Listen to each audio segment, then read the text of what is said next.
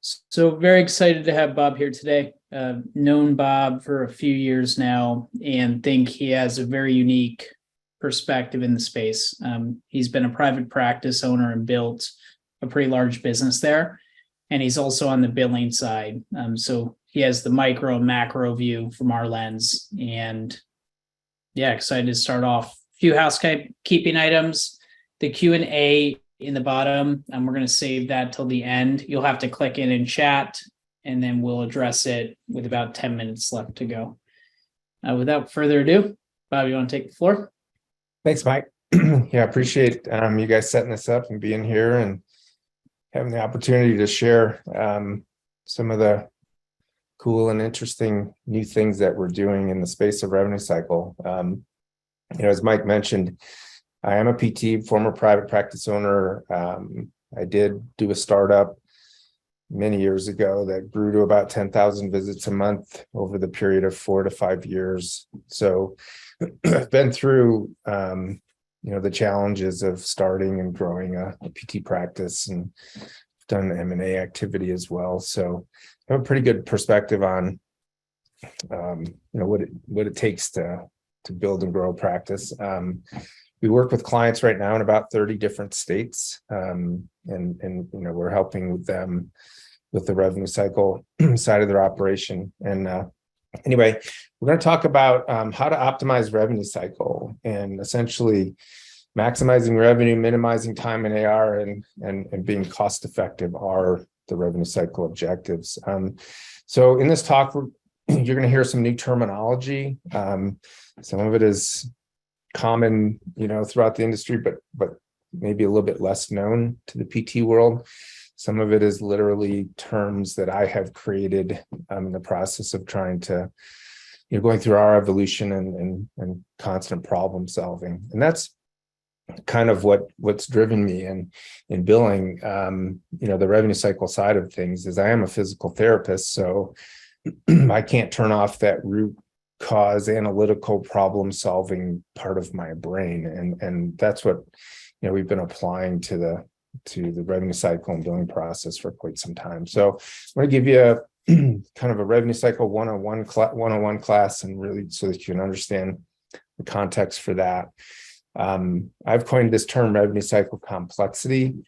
I call it a black hole because it's kind of like that. It's there. It's in every practice to some extent or another, and it has major impact on the objectives of the practice, all the way right up to affecting what the valuations of practices are. So I'm going to really explain this whole idea of revenue cycle complexity and how we're using billing process efficiency, which essentially is time. We've been studying time investment in billing process now for about 8 years. We have millions of minutes and millions of claims. We have the most extensive time database on what drives the time requirements of billing process of anybody. So I'll share some data around that, how we're evolving from just metrics and KPIs into actionable intelligence, and how we're, really identifying that revenue cycle optimization is a really overlooked part of how we enhance practices around the country. So, and we'll have some time for question and answers at the end. So real quick backstory, I've already kind of mentioned this. But, I did start and grow a big practice. And the most important thing to take away is that we did that with 4/100ths of 1% of bad debt. So that translates into $400 per $1 million of collectible revenue.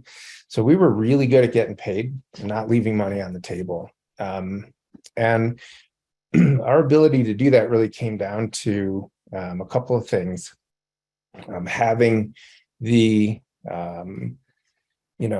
a seamless integration of all the parts of the practice so that they had a common focus on making sure that our objectives from a revenue cycle perspective were made, were achieved. And we really looked at the business like a revenue cycle business, not a PT practice that did billing. We did our own billing. So I had a billing team, at the size of the practice that we became, and they did a great job. So I set off after selling the company to try to help other practice owners do it. And so I've spent about 15 years doing that now. And that has been a very interesting journey, to say the least. All right. So I like to look at a practice in terms of these 4 pillars. You have to have all of these things kind of dialed in and clicking and working together to maximize, what the value of the practice is. All these pillars are mission critical. You're trying to build and grow stable, scalable practices, and you got to have all 4 of these things in place. Everybody spends a lot of time and focus on the marketing piece, the core service that you provide, the team, the people that you have on board. But the revenue cycle, I find, is very, very, very much not well understood, and isn't really looked at in the same context of the importance of these other things. But I can tell you that it is equally as important as any of them. And weakness or lack of optimization in any of these affects the entire practice. So I'm going to give you a little bit different perspective from a revenue cycle view of the world. This is our number one industry problem today, right? Profit margins they're under pressure. The money's getting squeezed, right? Everybody wants to pay less. Medicare is coming out again with another 3% cut in January. Other payers are following suit. Inflation, right? I have to tell you all the things that you're feeling and experiencing in terms of challenges in business today, because they're real. But the bottom line effect of costs going up and revenues under pressure, in a downward direction, it's just squeezing the profitability of the practice. And that's we're in practice to make money, right? So that we can live the life that we want to live and do things. So you're maximizing of that profit margin, which is essentially separation of your revenue per visit and your cost per visit, is the big challenge today. And I'm hearing these questions being asked all the time as I talk to practice owners. Should I stay independent? Should I sell to a big corporate roll up? Should I merge with another local practice? Is there some strategic, value to getting bigger through mergers? Do I have that stability and scalability that I need in order to keep, independent? How do I address this raising cost pressure without sacrificing my capacity and my quality and those things? It's not uncommon for me to hear comments around which essentially translate into, I don't really feel like I know how to navigate this and what to do and what can I do differently. And this is what we got to start thinking about in terms of looking at being in this business today, or really any business, but especially so with private practice industry. But Einstein, pretty smart guy, but he said things in really simple ways. And this is one of my favorite quotes from him. If you always do what you always did, you'll always get what you always got. And the point is that we have to start thinking differently. We have to start innovating. We have to start looking at what we do, how we do. Don't leave any stone unturned within the practice to find opportunities to continue to grow, to be stronger, to be more scalable, to be more financially stable.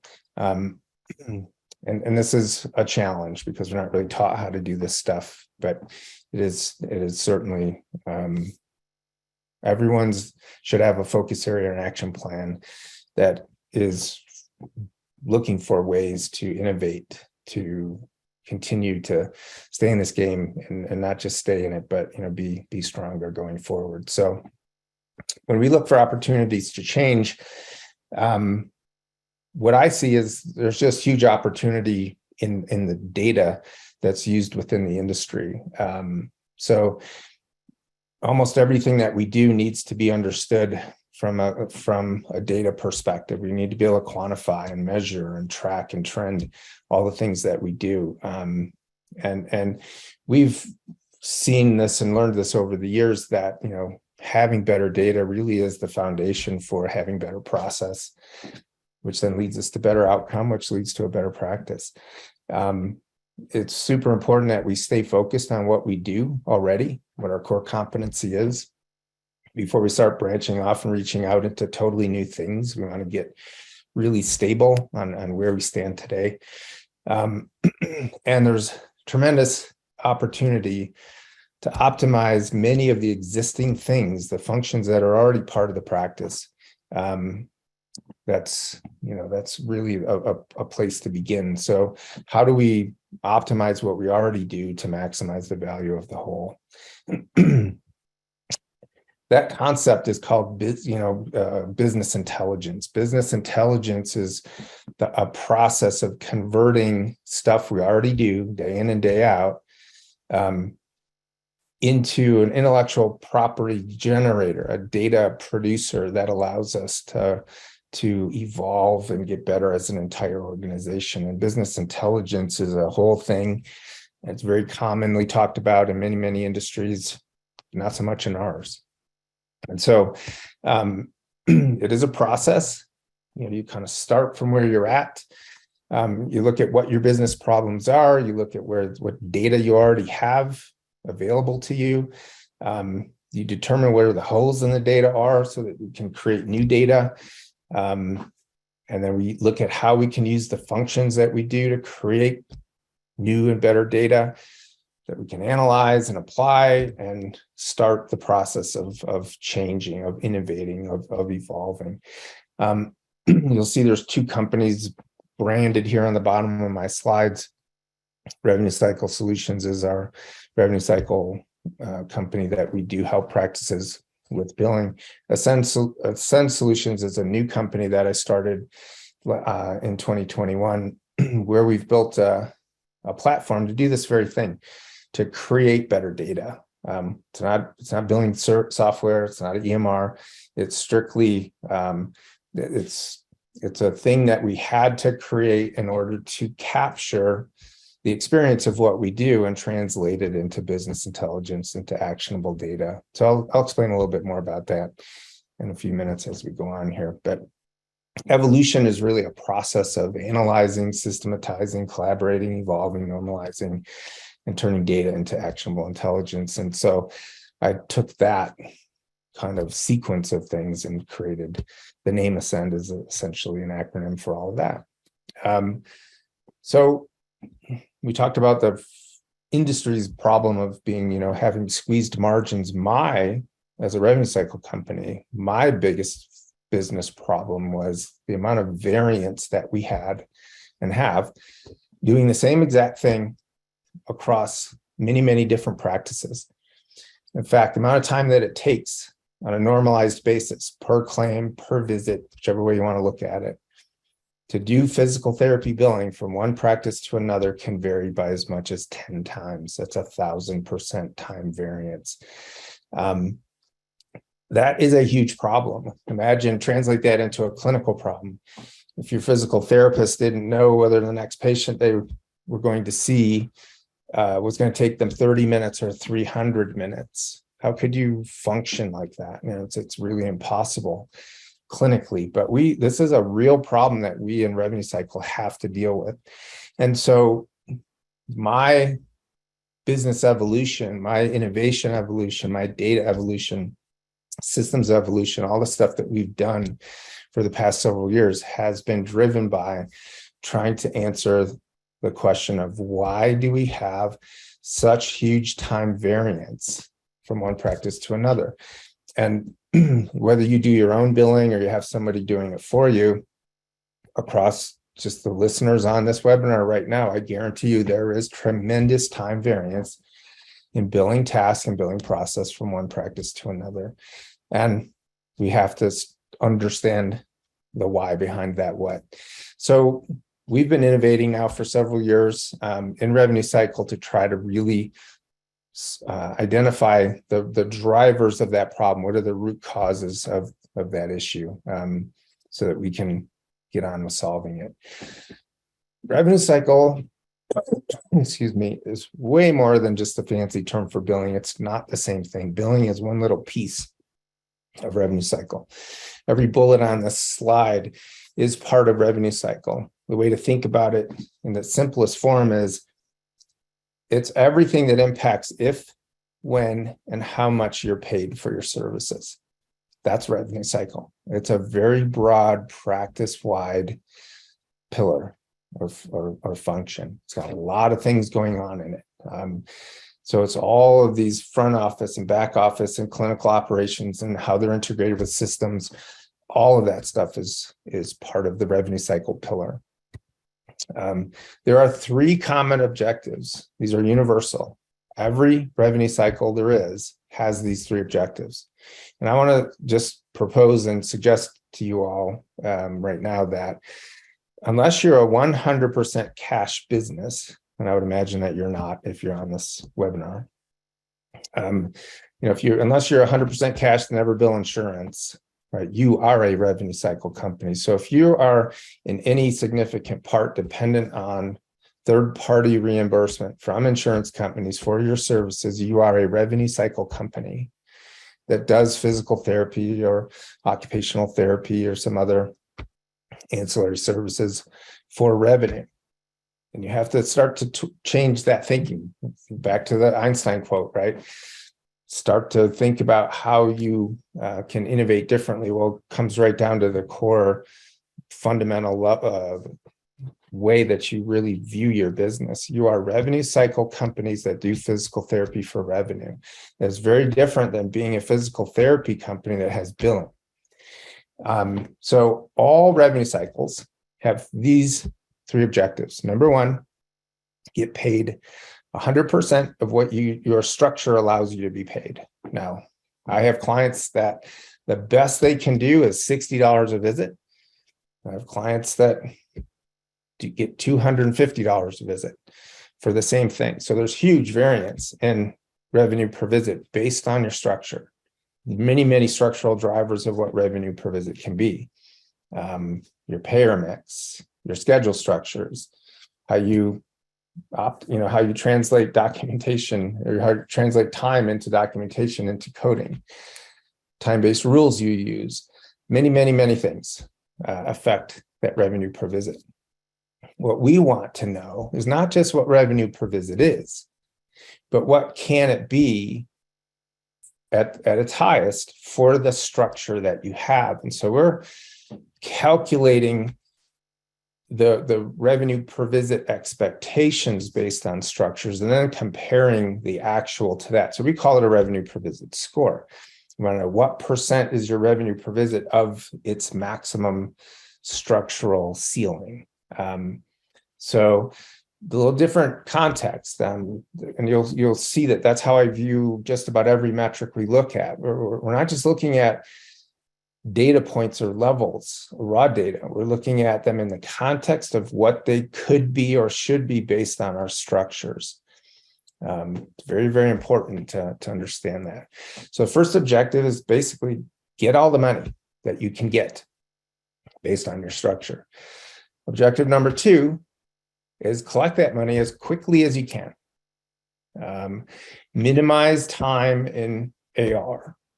This is another pet peeve of mine, is that the whole industry will throw numbers out like, well, 30 days in AR, days outstanding, whatever term you want to put. ADO stands for average days outstanding. There's arbitrary numbers thrown around that don't really mean anything. You have to understand, based on your payer mix, based on your structure, what that time to pay should be for your practice, and then measure what it actually is in the context of what it should be. So we call that an ADO score. We're constantly calculating how long it's taking, constantly calculating how long it should take, and then comparing the 2. So objective number 1, get all the money. Objective number 2, get it as fast as you can. Objective number 3, get the first 2 as cost effectively as possible. And that means as efficiently as possible, because the biggest cost is labor, right? You have to be focused on how can you optimize everything that impacts if, when, and how much you're paid in the context of the efficiency of the process of getting paid. So those are the three universal revenue cycle objectives. All three need to be met all the time. Any one of these objectives not met has tremendous down value. It just drives practice value down. It drives revenue down. It drives revenue per visit down. So we want all these three objectives to be accomplished all the time. It's not negotiable. That's the world that we're in. We have to look at how we do this. I can tell you that the third objective is the least understood.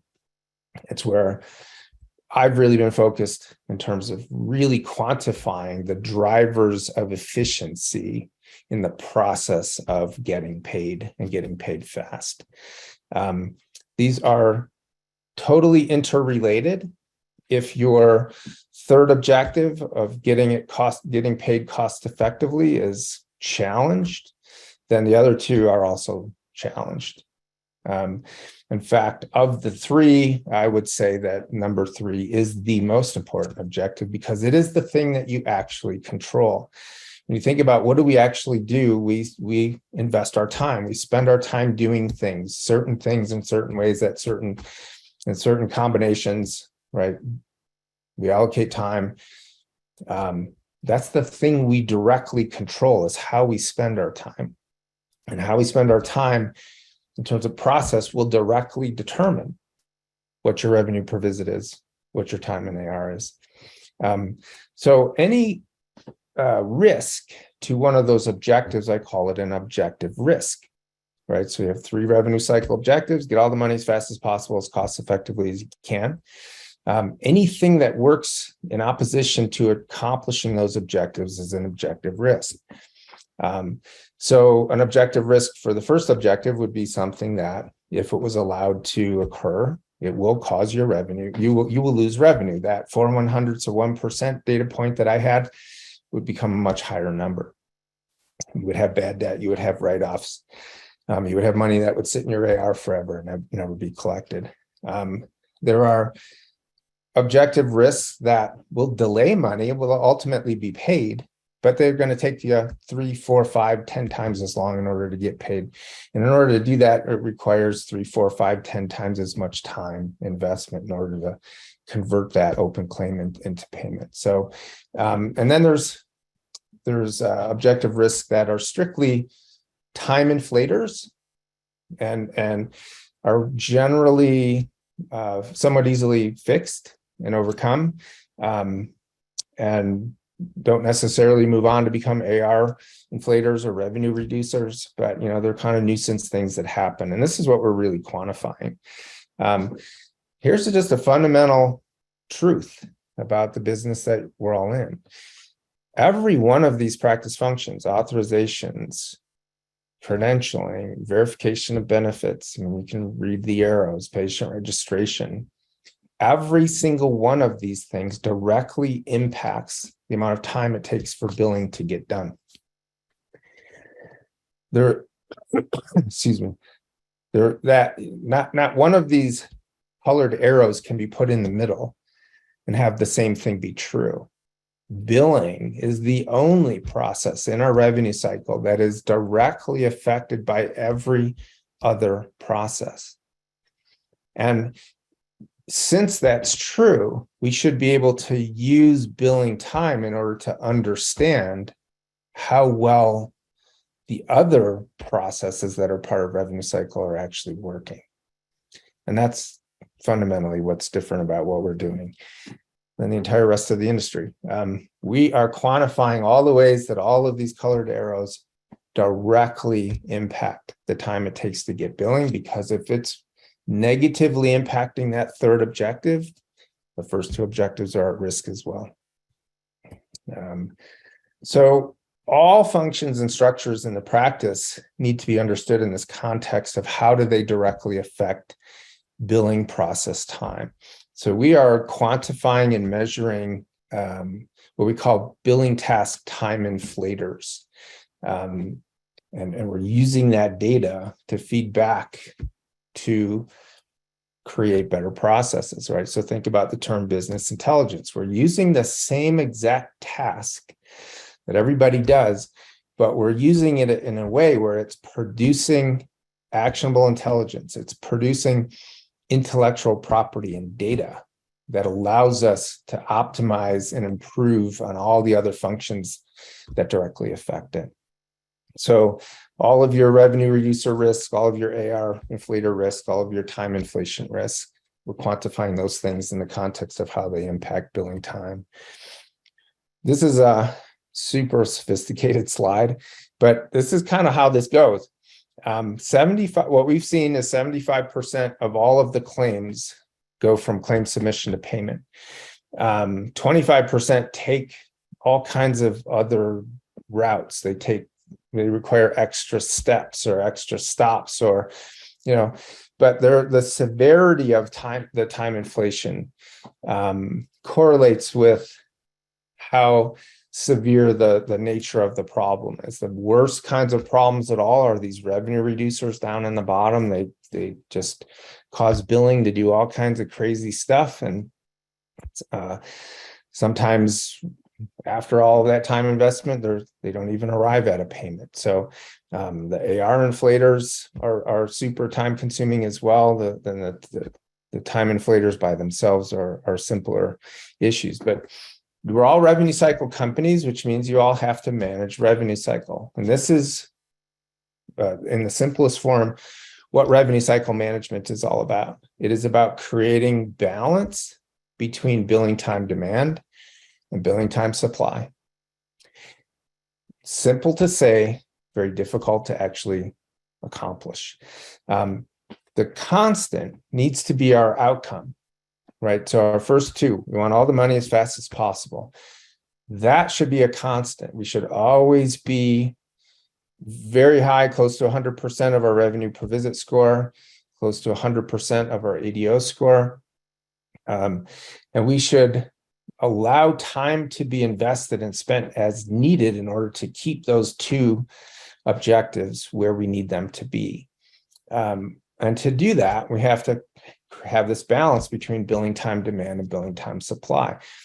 The entire industry is focused on directly controlling and artificially controlling billing time supply. If you're in a relationship with an outsourced billing company that charges you a fixed percentage of revenue, like 5% of revenue or 6% of revenue or whatever the number is, they are a billing time supply management company. They are directly managing the amount of time that they allow to be invested in the process. We are a billing time demand analytical company. We want to understand all the drivers of billing time demand. And I could tell you, after having done this for many years now, that is a far better strategy. It's the side of the fence that you want to be on. If you're doing billing for yourself in-house, you have to understand and manage and control billing time demand and match supply.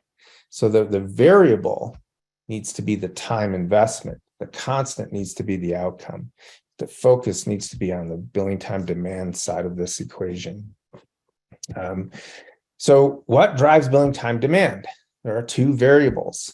One is your volume. If you got 5,000 visits a month, it's going to take longer to get your billing done than somebody doing 500. It's really simple, right? But as I said, I have 1,000% variance from one client to another in a per unit of measure time investment to do the same thing 10 times. So this revenue cycle complexity, the red box, is where we see this 10x variance. So for any given volume, it could take as much as 10 times as much time to complete the process based on the complexity of your revenue cycle. And this is the fundamental thing that really needs to be understood, is this revenue cycle complexity. How do you quantify that? How do you understand it? How do you know what drives it? How does it contribute to billing time demand? And then how do you manage supply based on where the demand is? And so it's both of these variables. So for any given level of complexity, you would have a proportionate increase in time investment required for increases in volume. But for any given volume, you could have as much as 10 times the time demand based on revenue cycle complexity. That's the black hole. That's the thing that we really need to understand, is this revenue cycle complexity piece. It breaks down into two parts: structural and operational.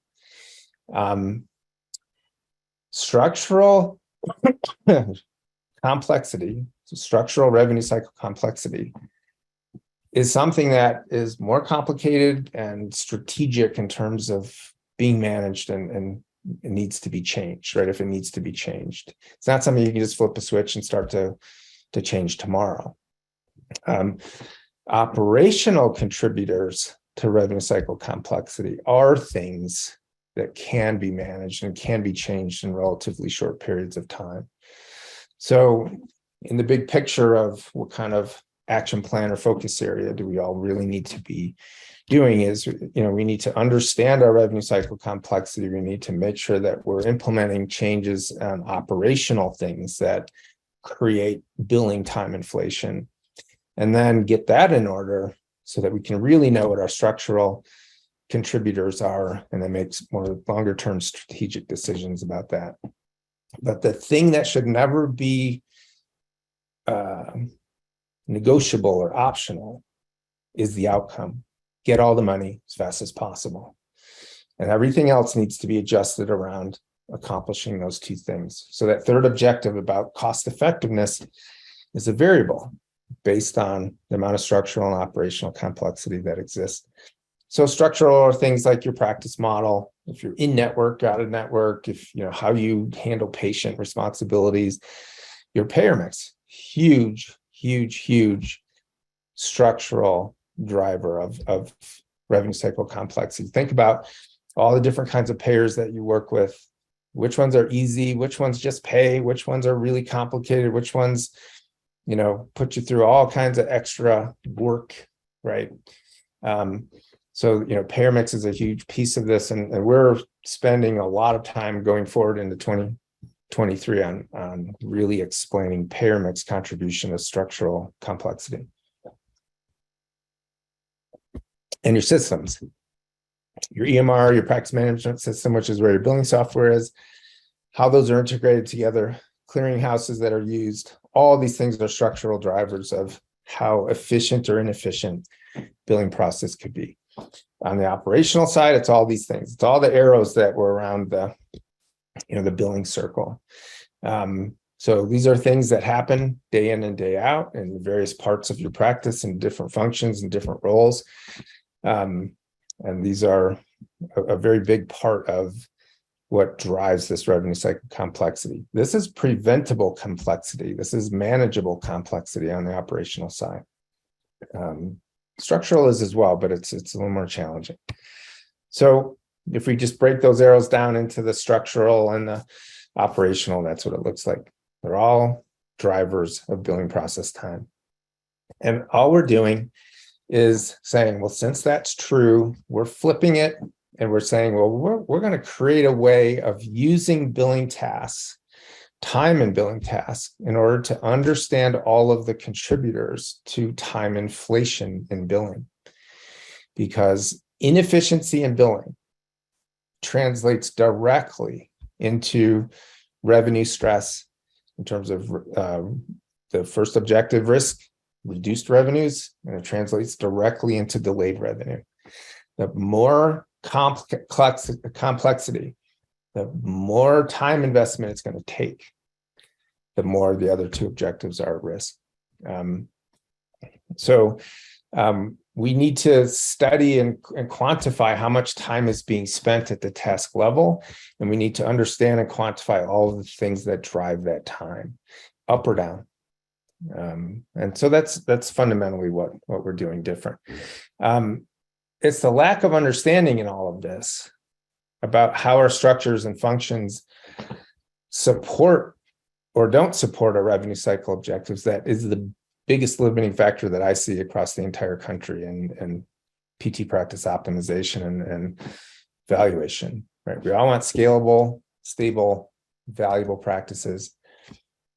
Your revenue cycle objectives, how well they're being met, is an enormous driver of how stable, scalable, and valuable your practice is. So we've, again, think about if you always do what you always did, then you'll always get what you always got, right? We have now changed the role of the biller.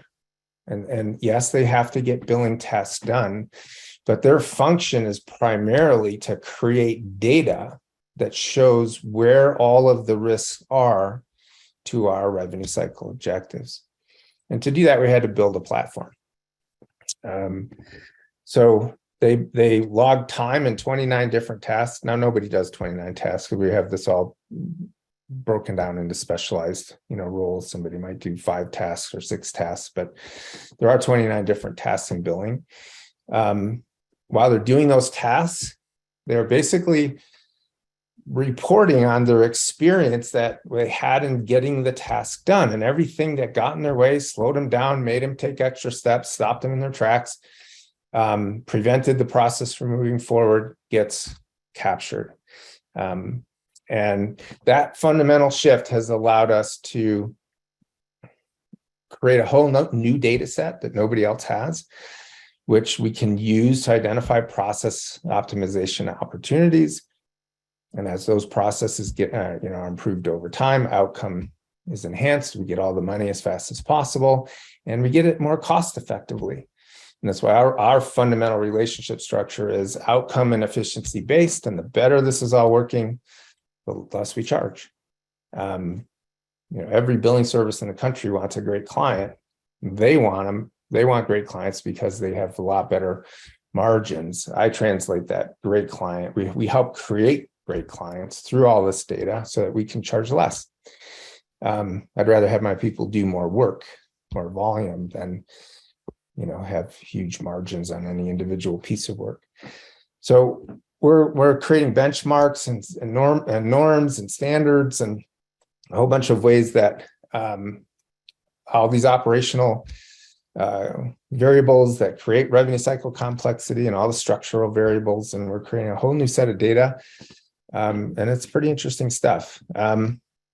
Just another quote from another guy, William Pollard, who was a nuclear physicist and a priest. He says, "To change is difficult, to not change is fatal." So I'm going to really quick. This is a pre-recorded video of the platform. It lives in this company called Ascend Solutions. All the billers log their time by task. I know this is pretty small. You probably can't see this, but they select the client, they select the task. Could be 29 different tasks depending upon what their role is. They put the time in by minute. We use this as a productivity tracking tool. If their job is to work denials in AR, then they indicate how many they fixed, how many they worked, et cetera. And then the time inflation piece, they go in, and this is a logical hierarchy of problems. It starts with a main level of kind of the nature of the problem, like missing data or incorrect data. And then they select the more specific, and then in a series of 3 clicks, which takes seconds, we're able to capture and quantify now about 240 different operational issues that create billing time inflation, which means they increase revenue cycle complexity, which means they put the objectives at risk. So it's a very interesting thing. 25% of all claims and we've been doing this now since February of this year, like this. And 25% of all the claims have a measurable time inflation issue. This is how it breaks down. By volume, a little over half of all of the problems are operational, practice operations issues, but by severity, it's at almost 60%. So by severity, we mean not all time inflators are created equal. One problem could take 20 seconds to fix. One problem could take 5 hours. So we normalize all this based on expected time investment, based on the nature of the problem. So all 240 different things we quantify, we attach time estimates to how long it takes to go through that extra work in order to solve the problem. And we're tracking all of this, and we're tracking the incidence rates of all of the the different kinds of time inflators and the amount of time that actually has to be spent. Because why? Because we need that third objective. We need to do this. We need to get all the money as fast as possible, as efficiently as we can, as cost effectively as we can. Payers are creating about a little under 15% of the problems by volume, but they're about 30% of the problem by time. So the payer mix you have is a big piece of the puzzle. And that's our next major focus, is really quantifying payer contribution to complexity and time inflation. And systems. Systems are about a third of the problems that we see, but by nature, they're generally less problematic in terms of time investment. So they're a little over 10% of the total time. So based on this, we want to focus on fixing operational process issues that create billing time inflation. It's 60% of the time problem. This is how the problems break down. 21% of all of the problems we're quantifying, we've quantified hundreds of thousands of them so far. 21% are revenue reducers. 60% are AR inflators, meaning that they delay time to pay, and about 20%, 19% are just simple nuisance kind of things that happen that have relatively quick fixes. The most common nature of a problem is about a third of them are incorrect data entry. So this ties into patient registration. Every single thing that we quantify, we tag with not only a time cost, but we also connect it to the function within the practice that is the source of the issue. So whether it's patient registration or credentialing or verification of benefits or whatever the function is. But this is how the volume breaks down by kind of high level nature. So a third incorrect data, 15% are missing data, about 15% are systems issues, 10% are process issues, meaning like authorizations, verification of benefits. So you can see how that breaks down. This is how it breaks down by function. So patient registration and system setups are the most common root causes of by volume, followed by software errors, by payer errors. The takeaway here, when you look at this list, is this list crosses your entire practice. And this is the major point to take away here, is that we're not talking about billing. We're talking about all the things that affect billing. And if you don't have the optimal situation, if you're not getting all the money as fast as possible, as cost effectively as you can, you got to look at what's preventing that from happening. What's creating those objective risks? What's the source function? What's the nature of the problem? And if you're doing your own billing, you're a billing company. You're a revenue cycle management company. And I don't know how you function without this data, because this has been our evolution for years now. Very, very interesting data here. We're comparing, because we are doing benchmarking and getting normalized data. We're comparing low operational time inflation practices to high operational time inflation practices. The under 10%, this meaning under 10% of their claims are affected by a time inflator, those practices have 15% higher revenue per visit, 36% less time in AR, and 56% lower direct billing cost. That's our three objectives. Revenue per visit, number one, time in AR, number two, cost effectively as possible, efficiently as possible, number three. There is a total correlation between the incidence rates of all these things that happen and the ability to achieve and accomplish the three objectives. And if you want to translate this into practice value based on size and scale and trend and all that kind of stuff, anywhere from, for every dollar left on the table, it costs you $4 to $12 when you sell your practice. So we're outputting all of this. We're inputting it into this platform. We're outputting it. I don't really need to get too much into that, but here's another math point to make here. This is, excuse me, this is our average practice. terms of revenue per visit, profit margin, number of new patients per month, visits per plan of care, visits per month. This is a normal practice. If we can accomplish a 2.5% raise in revenue per visit, and I know everyone's thinking, wait a minute, everybody's paying less, so how do we get more? Well, you get more by not leaving money on the table. You stop breaking claims. You stop doing things that put the money at risk. You stop creating objective risk. This has major, this slide, 15% higher revenue per visit in the group that has very low incidence rates of billing time inflators. If we can accomplish a 2.5% increase in revenue per visit and a 2.5% decrease in cost per visit, that translates into a 43% gain in profit margin. That's 100% translates into profitability. And that then directly translates into practice value. And so as I look at practices, and I do help practice owners who are looking to merge, to buy, to sell, to whatever, this is a major focus area because we want to make sure we're not leaving money on the table. The same impact, to get the same impact as a 2.5% bump in revenue per visit and a 2.5% drop in cost per visit, to get that same impact, 43%, you would have to have significant increases in new patients and visits and clinical FTEs. It is much easier to optimize, to create stability, to then scale on. There should be a sequence: optimize first, scale second. We create whole new kinds of data about incidence rates and severity ratings of time inflators. We're quantifying payer mix complexities and systems complexities. We're quantifying all of these risks, the revenue reducers, the AR inflators.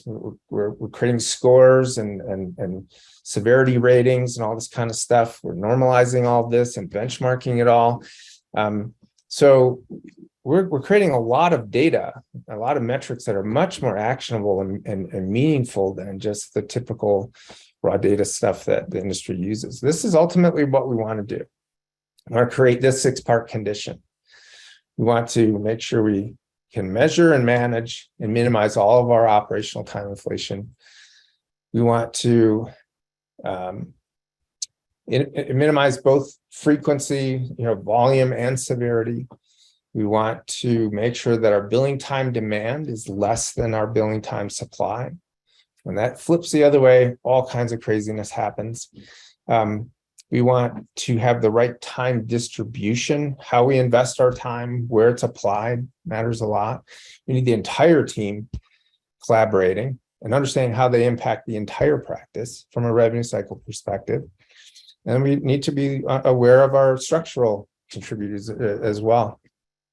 Just to use an analogy of a crew team, billing's kind of like this, bunch of people all doing this kind of similar things, but the timing of things, the effort, we want this to be a smooth process.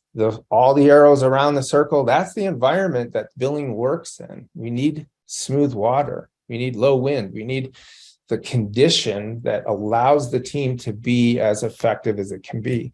This is what we see all the time. The condition is just horrible. The condition is so adverse to efficiency, but we cannot expect the same outcome from the same team in a condition that's just far less conducive to being effective. Be different. Innovation means being different. We're a time analytics company while everyone else is a time management company. I've been on both sides of the fence. I don't know how old anybody is, but this is an old show. The Tim Taylor talked to his neighbor across the fence. I've been on the in-house side, the outsource side. I can tell you the whole debate is silly about is in-house better, outsource better. The debate needs to be around what structures are better, what works better. And I can tell you, take it from a guy that does this for practices. If you can get the same outcome that we can get, you should do it for yourself. And that's why we've moved down this path of helping. Not only we can do it for you, but we will help you if you're in-house with your billing. We can implement this tool. We can put this stuff in place so that you can create all this cool data to help optimize, your processes and create better outcomes and have a better practice. So I don't care what side of the fence you're on. We're now playing in both spaces. We're really focusing on this platform and how we can get it out there into the market to create a whole new sets of data, benchmarking opportunities, understand the industry from an operational perspective. It has enormous potential to have positive impact. So you can't tell, I'm super excited about the data and how we create it and how we're converting the same old back office billing tasks into super powerful and valuable business intelligence tools to create data that helps us have a better practice. So that's how we're innovating in revenue cycle. If there's a way that we can help you, let me know.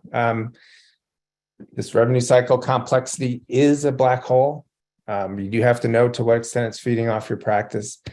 And here's my Star Wars slide, but this is a fundamental shift, right? We're going from same old stuff to really business intelligence driven thing that provides us with actionable intelligence so that ultimately we have better data that leads to better process, creates better outcomes, and you have a better practice. Any questions? Thanks, Bob. 10 Many minutes. questions up, and I will read them. As a reminder, it's on the bottom of the screen. I know I hit you with a lot of stuff. That's kind of the idea, right? That's to get you to start thinking about ways that you can go into your practice and the stuff you already do and do it in a way that helps the entire practice be better. Amen. Megan, we will be sending a recording out. Should render within the day, and then we'll get it out to everyone. We'll also be putting it on our site. From Kevin, what are some low-hanging fruit, easy to implement, actionable items you see common among practices today? The biggest problems that we see are accuracy of data during patient registration. And there's lots of reasons why this happens. You got to look at the structure of how things are actually done. Practices that have patient registration going on at the front desk in the midst of all the other chaotic people coming and going and checking people in and out, the more multitasking there is going on, the more errors there are.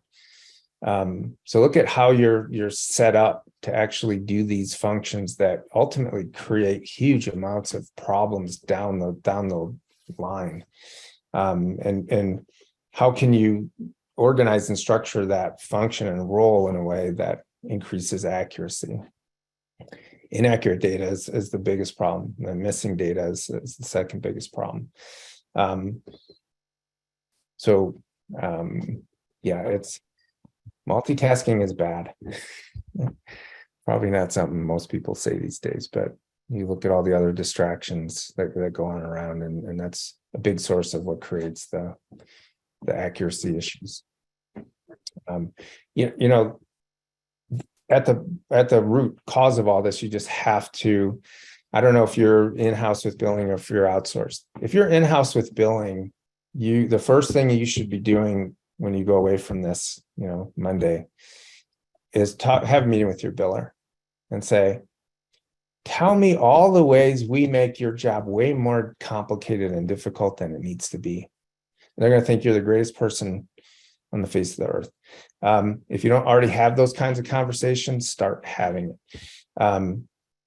We did that for years, and we got to the point where, there's an old saying that you can lead a horse to water, but you can't make it drink, right? So we've just found that we've needed to quantify the number of issues, how often they're happening, the trends, the frequency, the severity, in order to create action, right? You got to start looking at your biller not as a back office task doer, but look at that biller as somebody who's sitting on a gold mine of information about how your practice functions. And, you can start to make change by becoming aware of all of these things that are going on. We're just quantifying it to the nth degree. We give our clients counts on 240 different things that are happening. And so that over time that, those processes can be optimized and we can see that change. But obviously you don't have that today, but I'm happy to talk to anybody out there who's listening that does their own billing about how you could implement this tool in your practice. It's systems agnostic. And one of the great things about Prompt, we're talking about how we could, connect systems in this way. It's just not a billing system. We're not going to ever create billing software. It's how we're capturing biller experience to identify opportunities for improvement that are practice-wide, and how we. More questions just to run through, but yeah, don't cut you off. Did you have a closing point on that? Well, just that, your systems, the companies that you work with, I would suggest that you make sure that you're working with companies that are also innovative and looking for ways to just keep evolving to help you have better practice. Thank you. From Paul, is there a desirable payer mix that you see as optimal? I guess that's heavily based on state, right? Yeah. 100% cash. I'm kind of half joking. This is our next major focus, is quantifying payer complexity and how they contribute to the nightmare of getting paid on time, and really creating objective ways to do that. We're going to come out with a national database on payer complexity. I'll probably be on some hit lists after that, but it's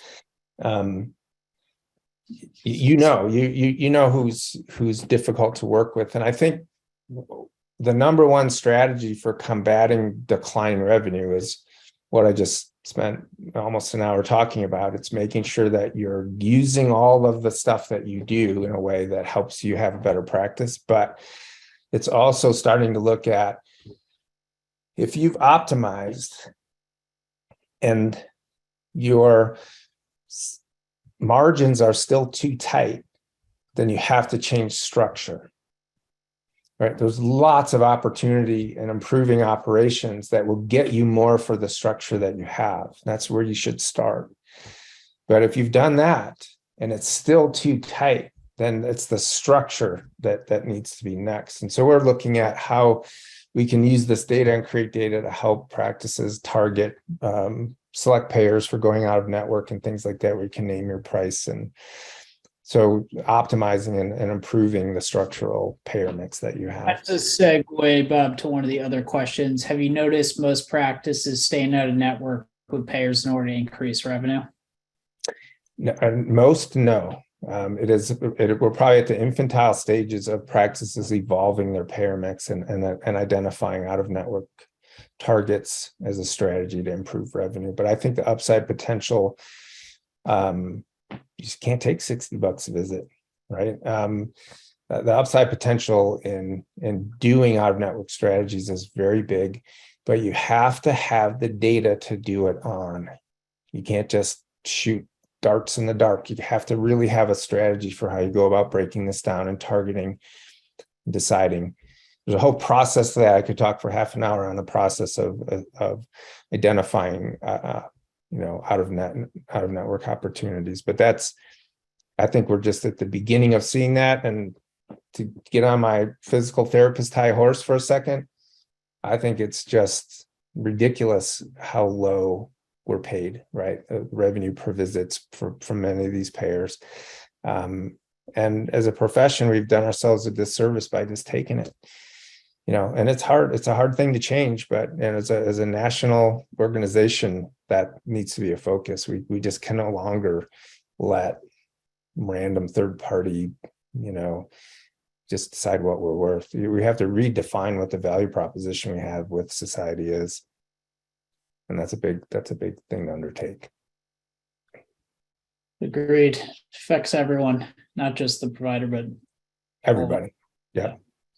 I have three more questions.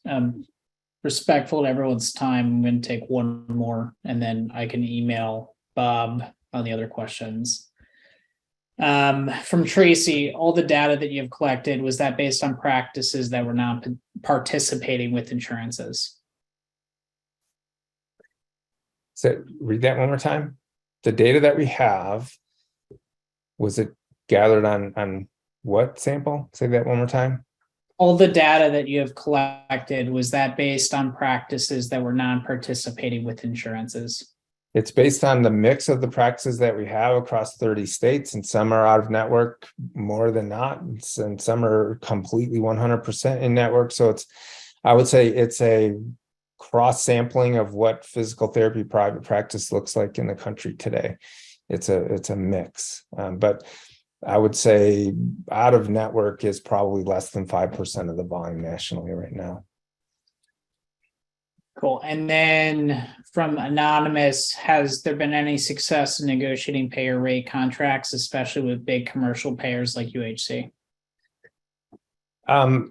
Yes and no. It depends where you are, what kind of supply they have, right? It's supply and demand economics. If their network's full and there's all, every corner's got a PT location, if you don't have some majorly differentiated service, that's very, very difficult to get more money. I could tell you that the way to approach a payer, and this ties into ultimately whether out of network made sense or not, but you have to know your cost per visit. First of all, you got to know what you need to be paid in order for it to be worth seeing those patients. And the practices that I've seen have success at asking for more money didn't just say, "Hey, can you pay me more?" What they did is they went to the payer and said, "I need $100 a visit by February 1st, 2023, or I'm leaving your network." And to be in that position, you have to have done a lot of homework to be able to go out of network if they say no. It's not just an idle threat. So the ones that I've seen success have laid out the scenario and said, "Here's the date, here's the dollar, this is what I need, here's my cost, what you're paying me doesn't work, I can't do this anymore, this is what I need by this date, or I'm leaving the network." And if they want you, they'll pay you more. We have one more question from Maureen. Is Medicare worth taking if you've never taken it before? That also, I guess, is somewhat dependent on the state. Yeah. The short answer I would say is yes. I can tell you that nationally, Medicare, is around $100 a visit. That's the ballpark number. So it's on the average, so maybe slightly above average in terms of what they pay. But I can tell you in terms of payer complexity, it is the best payer in the country to work with. That when we're doing algorithms and creating rating scales on how complex a payer is, our standard is Medicare. So, and you can't opt out, right? You can't charge Medicare patients cash. This is against the law. So if you can, I would say in the scheme of things, ASH and Cigna and UHC and Humana and a lot of these other plans are paying far less than Medicare with much higher complexity. Look at your whole payer mix and see, kind of see how that would fit in. But generally, I think Medicare is a pretty good payer to have. Agreed. Well, thank you, Bob, for taking the time to do this. I learned something out of this. I'm sure everyone else here did too. And thanks, everyone. Yeah. If we could, I'd just give everybody my email address. Do they have that? Just in case, they want to reach out, that would be great. Yep. I will also send that on the recording to everyone as well. Okay. But I think it's Robert at certifiedrsllc.com. Cool. Thank you, everyone. Have a good weekend. And thanks again, Bob.